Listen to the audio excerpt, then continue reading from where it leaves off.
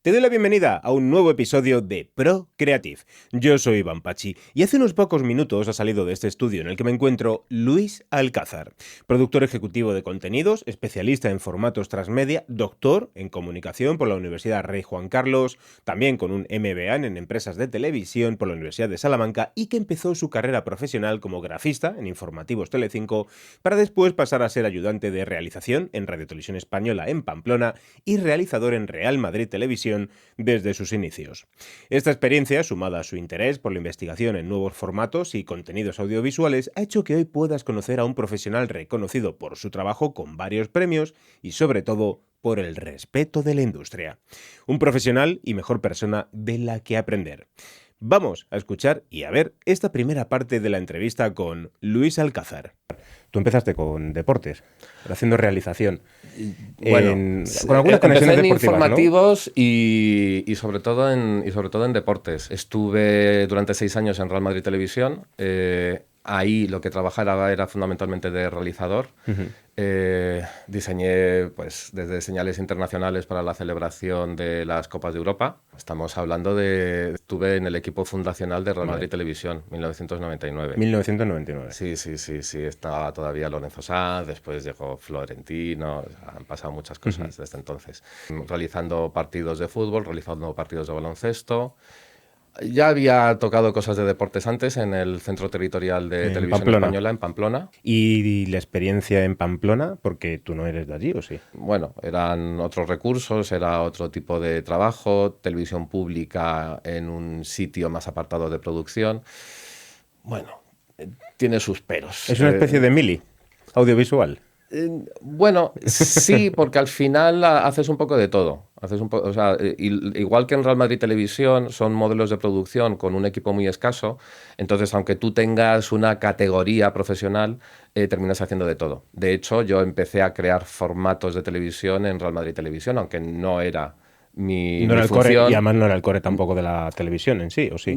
Bueno, es que teníamos que rellenar 24 horas de programación, Vale. ¿eh? Más allá de las películas del western que ponían. No, Es eso llegó más tarde. Eso vino después. Eso llegó más tarde. Nosotros teníamos que hacer 100% Deporte, producción propia. 100% Real Madrid. 100% producción propia. Algún partido histórico que metíamos, bueno, bastantes partidos históricos de los que se tenían derechos, pero después todo lo demás, hemos hecho concursos, retransmisiones en vivo, las previas y los posts de los partidos. O sea, había magazines de informativos, teníamos bastante chicha y teníamos que generar contenido para las 24 horas, con lo cual... Quizás fue en Real Madrid Televisión donde sacaste una rama más creativa por esto que estás diciendo. Por supuesto. Hay que pensar, ahí, ¿qué formato? ¿Qué sacamos? Efectivamente, ahí fue donde empecé a darle vueltas a la cabeza de qué cosas se pueden hacer, darle vueltas a los formatos, que tuvieran personalidad propia, con todo el bagaje que ya tenía de realización para saber los ritmos, las estructuras, etcétera, y empezar a hacer búsquedas. Ahí fue donde yo empecé a crear formato. ¿Y dónde buscaste? ¿Dónde busqué? Para no sé, nutrirte porque... Bueno, pero esto es como cuando te dedicas al audiovisual en general, y supongo que en cada disciplina y en cada sector pasa lo mismo, lo que haces es ver mucha tele. Vale. Claro, esto es así, ver mucha tele nacional, ver mucha tele internacional, lo que puedes, claro. Y después leer mucho. O sea, hay referentes de WIT, por ejemplo, que son agencias que sacan periódicamente pues, resúmenes y catálogos de todo lo que se presenta en MIPCOM, en MIPTV. Pues claro, pues lo que haces es empacharte de todo eso, que se tenía acceso gratuito más o menos online. Pues lo que haces es ver lo que se está presentando en los festivales, ver lo que se está presentando en los mercados, mucho formato internacional, aprender cuáles son los países que habitualmente trabajan esa innovación, que ahora igual está un poco más disgregado, pero tradicionalmente era mucho Países Bajos, mucho Israel. Sí, porque ¿Eran los agresores? Son mercados más pequeños y muy experimentales. Entonces, o sea, hay que recordar pues, el origen de los grandes reality shows, cuando en el año 2000 aparece Gran Hermano, vienen de ahí. sea, entonces ese tipo de países tienen, digamos, mucha actividad, mucha efervescencia de creación, precisamente porque son mercados más pequeños y se permiten más la innovación y la experimentación.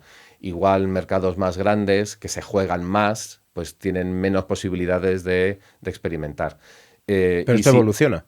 Es decir, según van pasando los años, de repente aparece que el mercado neozelandés, por decir algo, puede ocurrir. Sí, sí, sí, sí, sí. Es decir, es como va evolucionando. Es cierto que tradicionalmente hay ciertos mercados más estables o que tienen esa tendencia.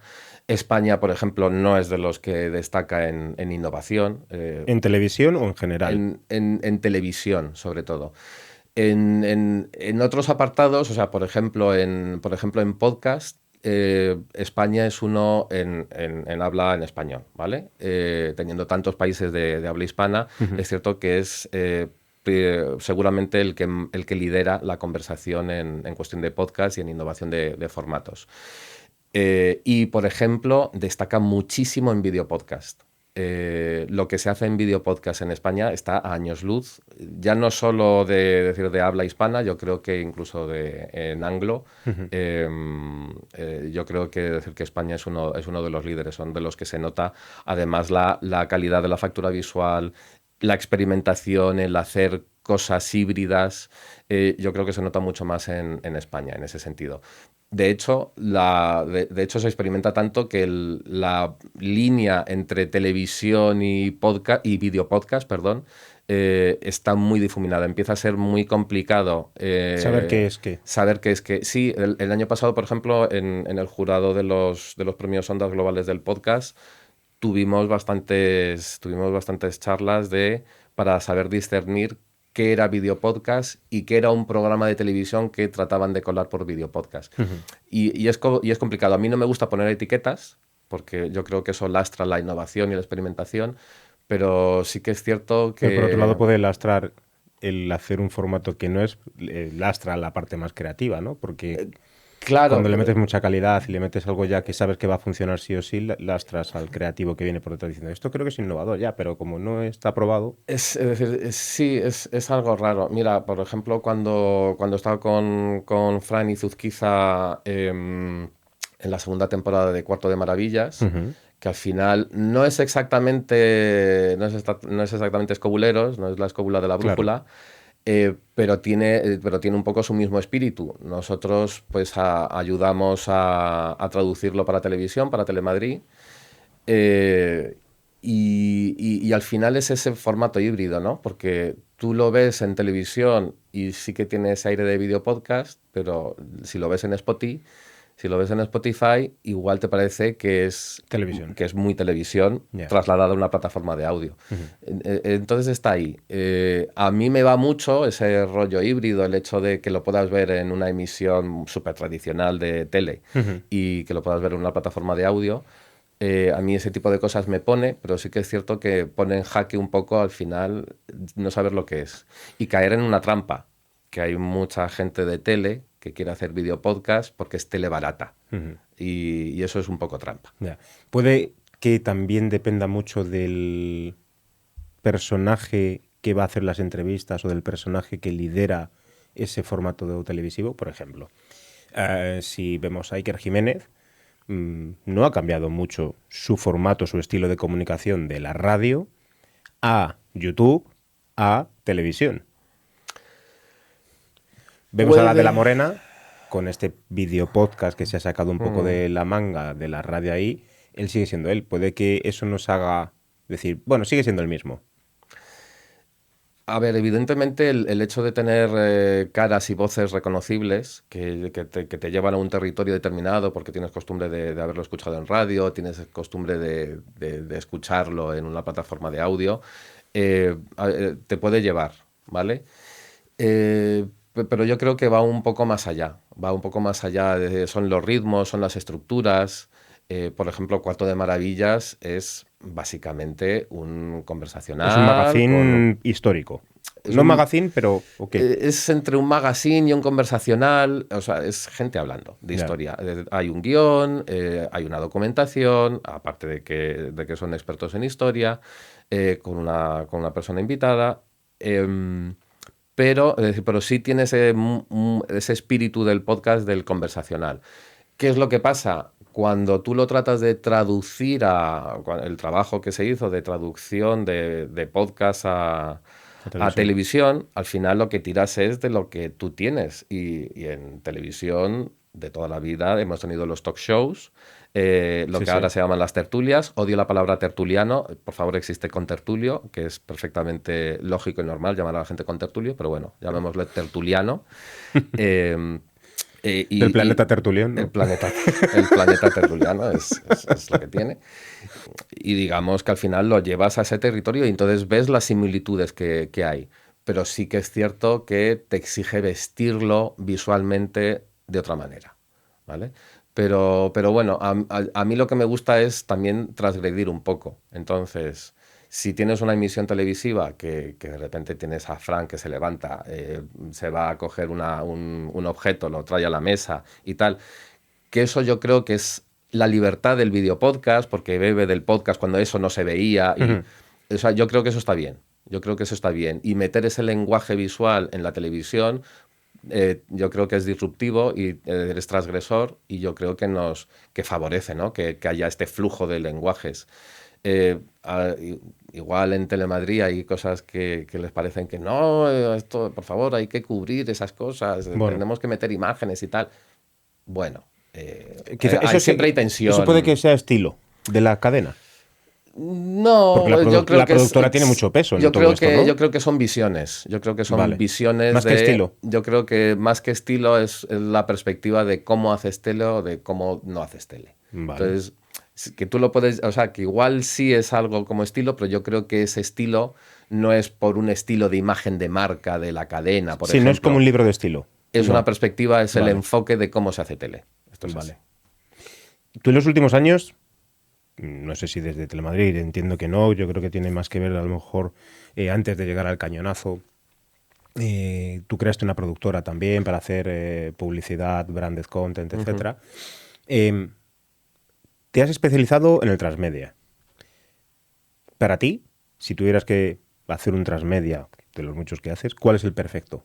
Puede que no haya un perfecto, pero ¿qué tiene que cumplir como un ABC, un formato transmedia? ¿Por dónde tiene que empezar para poder generar un ecosistema transmedia? Ten cuidado porque tengo una tesis doctoral sobre esto, lo sé. con lo cual ten cuidado con, es decir, es como con abrir la caja de Pandora. Bueno, lo primero, lo que hay que tener en cuenta es que habitualmente en las estrategias transmedia siempre hay un formato principal. No siempre tiene por qué ocurrir. Tiene que haber un origen. Pero lo chulo o lo más habitual, incluso lo chulo para poder explayarte, es que haya un formato principal, un contenido que por esfuerzo de producción, por presupuesto, etcétera, sea el más notorio, ¿vale? Sobre todo porque tiene que haber una jerarquía. Si tienes varios formatos o varios contenidos muy potentes, se van a canibalizar entre sí. Entonces, es complicado, ¿vale? Es que pesa más el uno que el otro. O sea, ahí... Que es una cosa que ocurre mucho, la canibalización de los... Puede llegar a ocurrir, O sea, tienes que tener una franquicia o una propiedad intelectual súper potente, súper extendida, como para permitirte hacer eso. Pero cuando estás lanzando un contenido nuevo por primera vez, eso habitualmente no es así. No tienes una IP preexistente. Entonces tienes que tener claro esa jerarquización, lo primero. Tienes que tener claro una calendarización. Una cosa típica del transmedia es que consigue hacer un long tail de tu contenido, es decir, una larga duración, ¿vale? ¿Esto qué significa? Que donde tú tienes, por poner un ejemplo, puede ser el formato principal un podcast. Si tú tienes ese podcast como formato principal, que puede durar, bueno, lo ideal son los podcasts recurrentes que están always on, pero cuando haces temporadas, pues igual esa temporada te dura 1 mes, 2 meses. Lo bueno del contenido transmedia es que tú lo puedes alargar tanto por delante como por detrás. Es decir, puedes ir lanzando contenido en otros medios, tratando de localizar dónde está tu audiencia. Tanto medios como formatos. Claro, bueno, es que aquí... No pregunto. Ten cuidado que también doy clase de esto. Sí. Entonces, ¿por qué te crees que...? Entonces es complicado. Entonces, primero jerarquizar, después calendarizar y después seleccionar los formatos y los medios por los que te conviene difundir ese relato. ¿Vale? Habitualmente lo principal es que todo gire alrededor del usuario o de la audiencia, ¿vale? O una Usuario, comunidad de la audiencia, del público. Claro, tú tienes que segmentar súper bien tu público, tienes que saber cuáles son sus intereses y dónde consume los contenidos y cuándo. Entonces es mucho más fácil. Claro, o sea, volvemos otra vez al ejemplo del podcast. Bueno, pues tú sabes que te consumen en iVoox, en Spotify, vale. Pero después esa gente que te consume en iVoox y en Spotify, ¿Qué hace, no? ¿dónde están? ¿Dónde más consume contenidos? ¿Están en Instagram? ¿Están en TikTok? ¿Están en X? Eh, ¿Vale? O le gustan es decir, le gustan las experiencias presenciales, Ya. Ese tipo de cosas. Analítica. Tienes que saberlo. Y entonces diseñar ese calendario, esa jerarquización, para saber qué tienes que sacar es decir, qué tienes que sacar de ese relato para poder hacerlo. Después, una cosa súper importante, evitar repetir lo mismo, o sea, nunca metas lo mismo. Una cosa es la difusión, o sea, la difusión multiplataforma. Pues eso es lo que te digo, por ejemplo, tienes un podcast y estás en YouTube, estás en Spotify, estás en iVoox. Pero eso es la difusión multiplataforma, que no es lo mismo que hacer un contenido transmedia. Y después en la estrategia transmedia tú tienes que dar contenido de valor añadido. Extra. Claro. Podríamos decirlo extra, pero que no es extra, simplemente que vas alimentando otros formatos o otro tipo de canales para alimentar al canal principal o al formato principal. Para alimentar la conversación y para satisfacer a tu público. O sea, lo que tienes que hacer fundamental, o sea, la estrategia transmedia, lo que tiene que hacer fundamentalmente es satisfacer a tu público, satisfacer la conversación, ¿de acuerdo? Eso es generar más conversación acerca de tu contenido. Sí. Después, satisfacer las arcas de la producción. Eso, por supuesto. O sea, intentar ver cómo podemos amortizar y crear inversión. nuevas vías de negocio de tu contenido. Y después, por otro lado, yo siempre lo digo, satisfacerte a ti mismo porque te permite explorar nuevos caminos expresivos. A mí es que es una cosa que me fascina. A mí que alguien me llegue con una historia y me diga, ¿esto cómo lo cuento? Y poder decirle, pues mira, esto cuéntalo de esta manera en un podcast. Pero, Yo estoy pensando ya en... pero, es decir, es como, pero para contar esta parte de la historia, cuéntala en podcast, pero esta otra parte, cuéntala en Instagram. Esta otra parte, haz un evento. Esta otra parte, o sea, yo creo que eso es lo bonito, ¿no? Que de un mismo relato, bueno, yo relato lo llamo a todo, una campaña electoral, una historia de ficción o un documental. ¿Vale? Yo creo que lo bonito es precisamente encontrar eso, que de repente tienes una historia que quieres contar en serie documental, pero dejas muchas cosas fuera porque no te caben en los 3 capítulos de la serie documental. Entonces todo eso, es decir, todo eso que a nosotros nos ha pasado, una serie documental que haces para RTV Play, tienes 3 capítulos de 45 minutos y te dejas muchas cosas en el tintero. Entonces, pues haces un podcast. Además de hacer el podcast, dices, es que tengo que explicar porque es un true crime y hay 7 casos de investigación con 7 delitos distintos, 7 procesos judiciales. Necesito un mapa de tramas online para que la gente pueda recorrer, pueda ver los personajes. Y al final a mí me parece tan nativo de cuando estás contando una historia, encontrar esas maneras de hacerlo, que yo creo que eso es lo óptimo, ¿no? Pero sobre todo, siempre pensar no pienses en ti, piensa en la audiencia que te escucha, en la audiencia que te ve. Todo esto cogiendo un producto que ya está creado y está probado en algún formato, como puede ser el podcast, pero si lo tienes que crear desde cero, ¿piensas ya en una ramificación del transmedia? ¿Crearlo desde cero es posible o puede que te disperse de tu objetivo? No, en absoluto. ¿Son un guionista independiente? Yo he trabajado en los 2 casos, tanto trabajando para una IP, para un contenido preexistente, o sea, nos han llamado para una serie de ficción hacer toda la estrategia transmedia. Y después nosotros mismos plantear hacer una serie documental o hacer un contenido principal y todo lo que está alrededor. No se desvirtúa porque, porque tienes que tener muy claro la historia. Entonces tú tienes muy clara la historia, sabes lo que quieres contar y diseñas esa historia. Y entonces tú sabes lo que se va quedando fuera, lo que necesitas seguir contando y es más, y lo que va a necesitar la gente saber de esa historia, ¿no? Tú piensas que un contenido, una estrategia transmedia, lo que te permite hacer es un recorrido de profundización.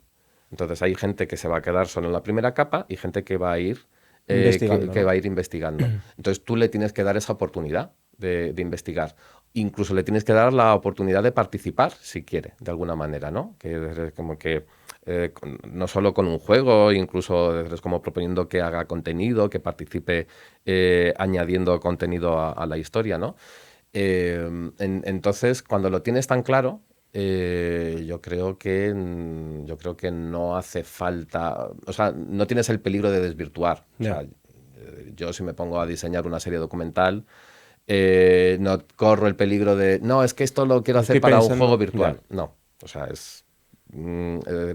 cuando lo tienes interiorizado, todas las características que tiene que guardar, lo que le interesa a la gente, yo creo que... ¿Y a día de hoy todas las industrias crees que se pueden ver beneficiadas de generar un contenido transmedia? Por ejemplo, la industria musical. Es decir, el transmedia de la industria musical se va más o está ligado muy al marketing, ¿no? Es decir, sacamos una banda que podemos crearla o podemos comprarla, si es una productora, es decir, un grupo de chavales, nos gusta, los traemos a nuestra productora, tal, y empezamos a generar merchandising. Es otra cosa completamente distinta, pero empezamos a generar un Instagram para de fans, empezamos a generar, vamos a empezar a grabar el documental para dentro de 4 o 5 años, ¿no? Mm. ¿Hay más industrias como la editorial que a lo mejor no se están atreviendo? Posiblemente. Me gusta que pongas el ejemplo de la industria musical porque es una cosa que yo utilizo recurrentemente en mis clases para poner un ejemplo de cómo se hace un relato transmedia. Nunca he ido a una de tus clases, esto que quede claro. ¿Sabes? Pero no, o sea, además o sea, es que cumplen muy bien todas las características que tú preguntabas para optimizar para optimizar un relato transmedia o para que salga bien.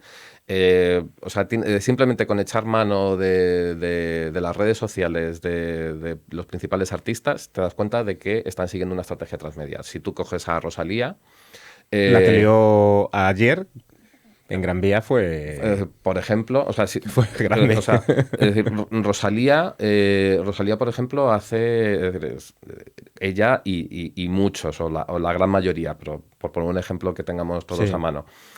Ella y su equipo, supongo, es decir, entienden muy bien lo que tienen que hacer. Tú vas al canal de YouTube de Rosalía y vas a encontrar lo que esperas del canal de YouTube. Son los vídeos oficiales, algunas intervenciones oficiales, algunas colaboraciones oficiales, Ujú. etcétera, ¿vale? Los videoclips de tal.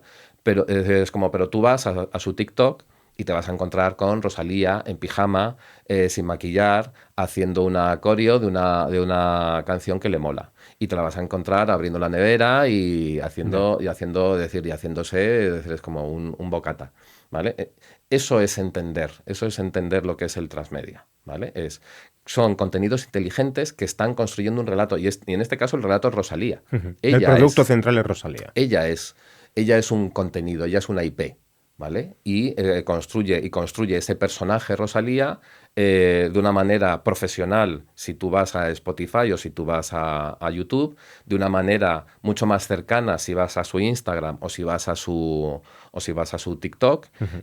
si vas a X, el antiguo Twitter, vas a encontrar información, suele ser un talante mucho más informativo lo que Ya. hace en ese tipo de redes, y después al margen todo ese performance que hace más allá de las redes sociales.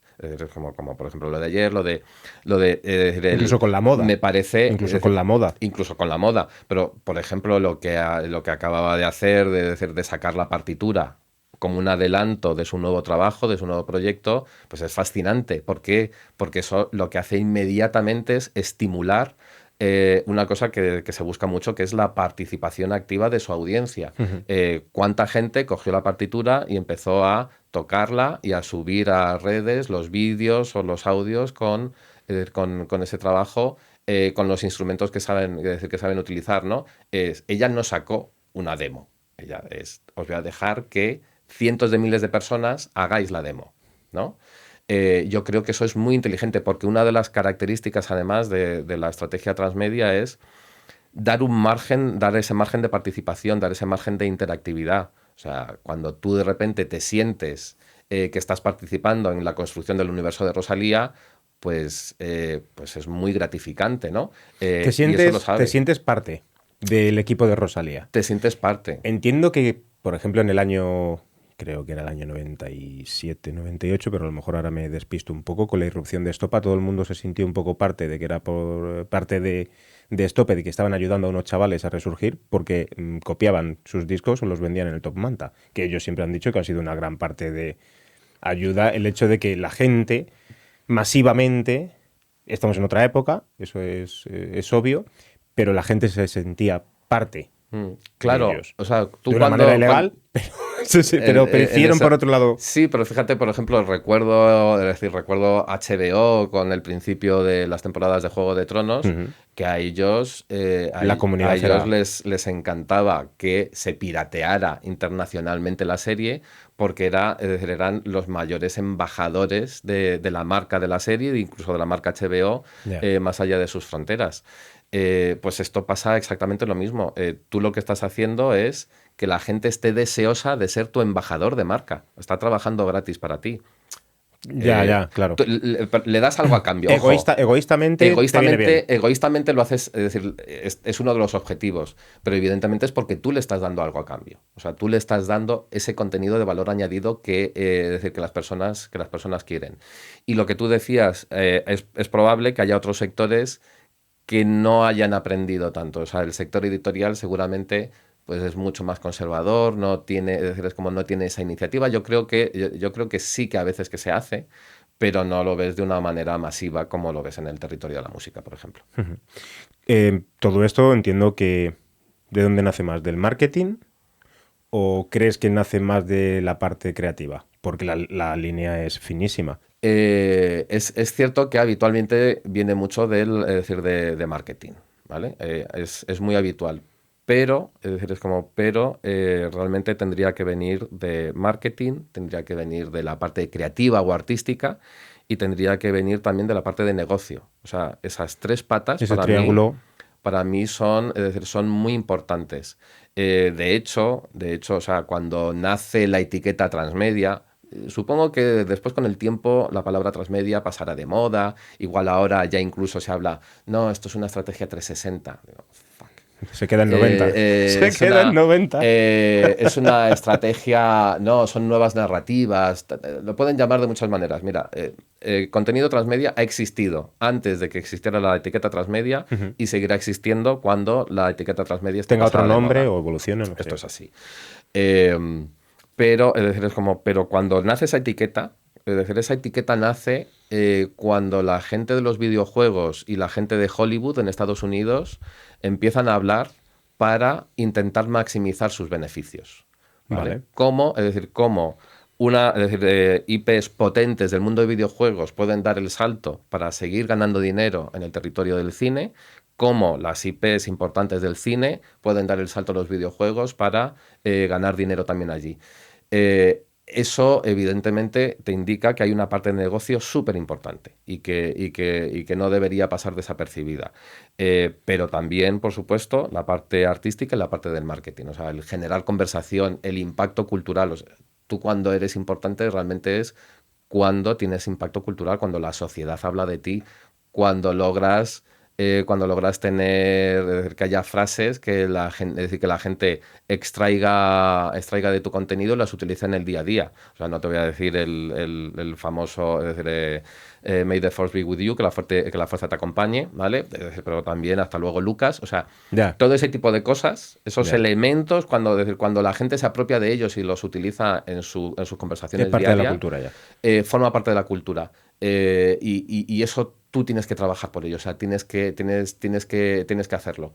Sobre todo porque si no lo haces tú, que eres el creador o la creadora del contenido, va a llegar otro y lo va a hacer. Y tú no vas a liderar la conversación sobre tu propio contenido, va a ser otra persona. Entonces, mejor hacerlo tú.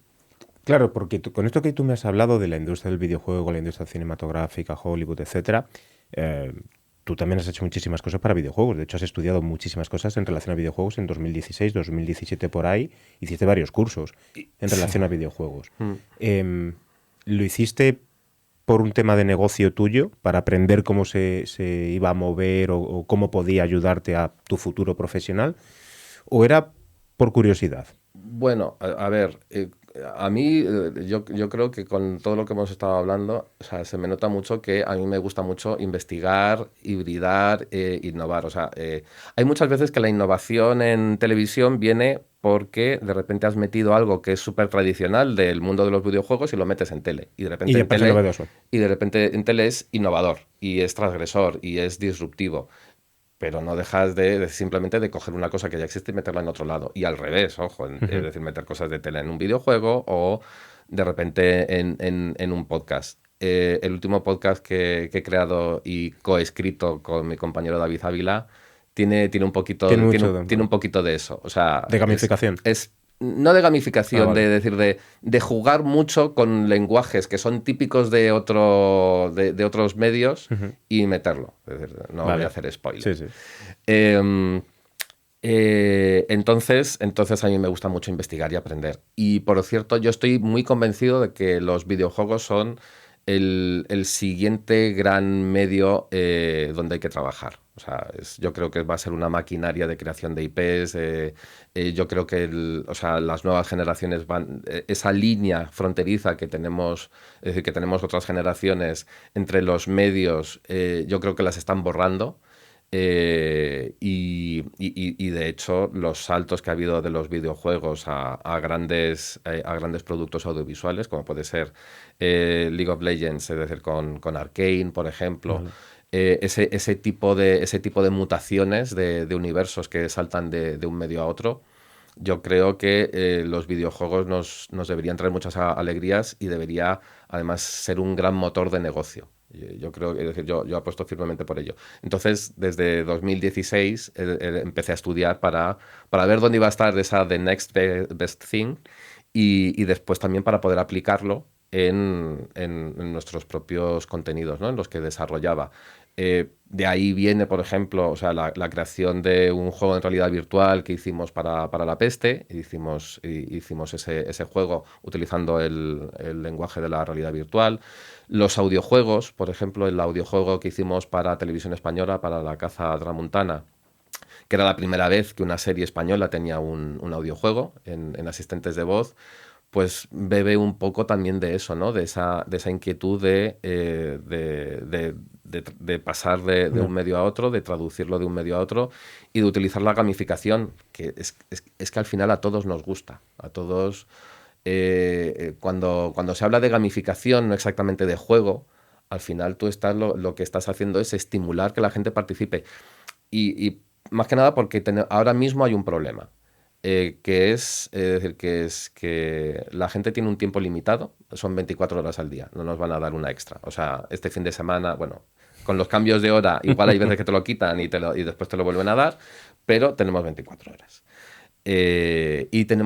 Y yo creo que es un momento en el cual estamos saturadísimos de impactos de medios de comunicación, de redes sociales, de plataformas y de contenidos. Yo creo que Ruido digital hay más que nunca. Nunca antes habíamos tenido tanto. ¿Qué ocurre? Que corremos el peligro de tener una atención de pez, de pasar de un lado a otro, de ser no acordarnos Dory de y nada. no acordarnos de nada. Pero cuando juegas, estás prestando atención.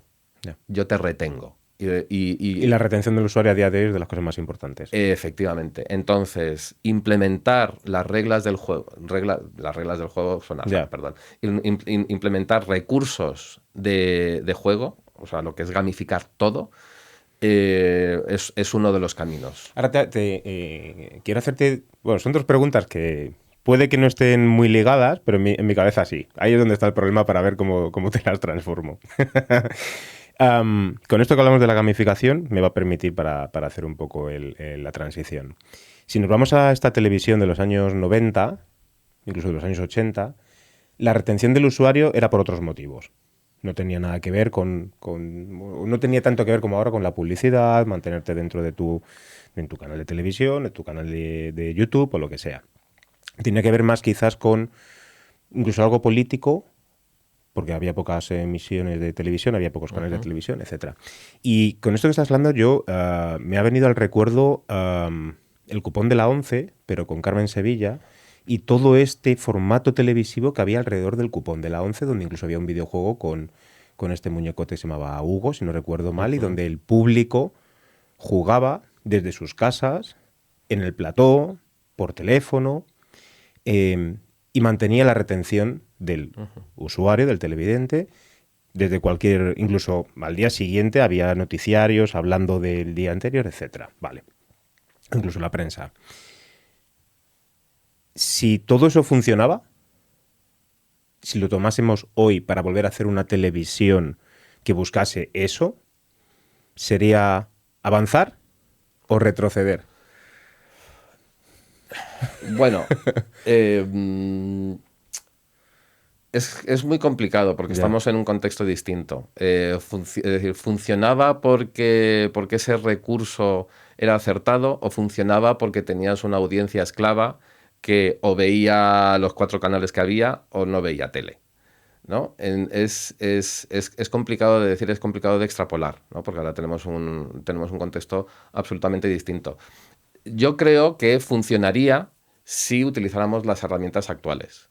Vale. ¿Esto qué significa? O sea, y ya incluso el concepto de segunda pantalla empieza a quedarse algo obsoleto, pero sí que es cierto que cuando la televisión, un canal de televisión, una emisión lineal intenta que se juegue es decir, en una segunda pantalla, lo que está haciendo es: sé que ahora que me estás viendo tienes el móvil en la mano y estás haciendo otra cosa, ¿vale? Voy a intentar es decir, que esa otra cosa que estés haciendo también la controle yo, ¿de acuerdo? Entonces, si se hace bien, la cuestión es hacerlo bien, claro. Si se hace bien, tienes más posibilidades, porque hay un riesgo muy importante. A mí me pasa, y de hecho yo estoy tratando de desintoxicarme de ver series de ficción con el móvil en la mano. O sea, estoy tratando porque o me entero de la serie o me entero de lo que estoy viendo en el móvil. Esto es así.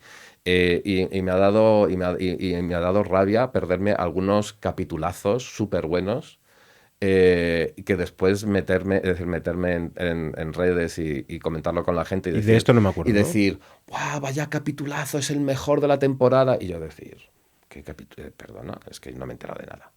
O sea, me he enterado más o menos de lo que pasa para enlazar al siguiente, pero claro, no he disfrutado realmente del capítulo. Entonces yo creo que ya la segunda pantalla incluso está no es que sea la segunda, es que hay veces que igual es la primera, y la que considerábamos la primera es la que se ha quedado atrás, ¿no? Más lejos.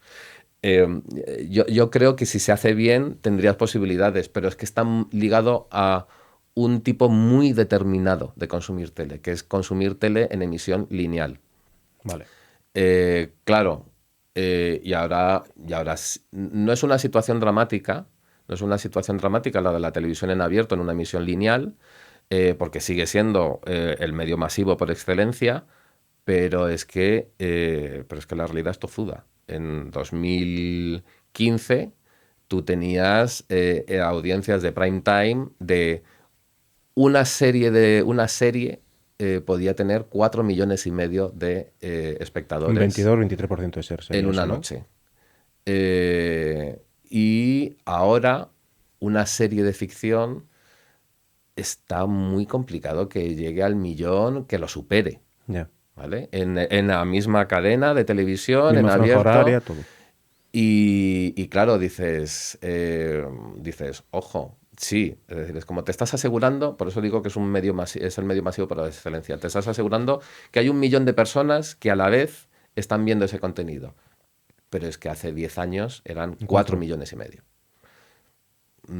Pues eso te tiene que hacer reflexionar. ¿Realmente compensa hacer todo eso Es decir, con ese lenguaje, No. o tenemos que pensar en otra cosa. Espero que te esté gustando esta conversación con Luis Alcázar y esperamos también vuestras impresiones en los comentarios de este episodio. Y en el próximo podcast seguiremos hablando de formatos de televisión, podcast y de aspectos fundamentales para lograr una carrera profesional próspera. Nos escuchamos y nos vemos en el próximo podcast y recuerda que en safecreative.org puedes registrar tus obras creativas, tus guiones o creaciones, así como también registrar tu marca y todo ello ¿para qué? Para ayudarte a proteger y defender tus derechos de autor. Un saludo en nombre de todo el equipo de Safe Creative.